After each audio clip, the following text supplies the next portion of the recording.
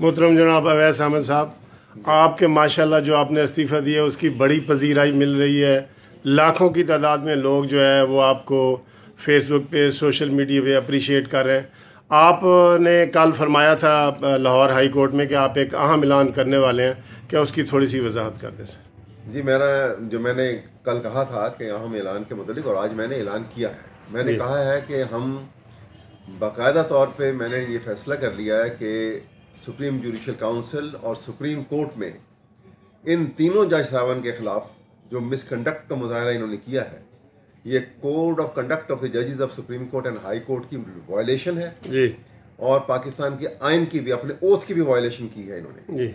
और इसके लिए हम देखेंगे कि तमाम कानूनी पहलुओं का मुशावरत करके अपने तमाम दोस्तों के साथ, आप भी शामिल हैं उसके अंदर, और हम इंशाअल्लाह ताला एक कलेक्टिव स्टेप लेंगे and I am determined it should be done.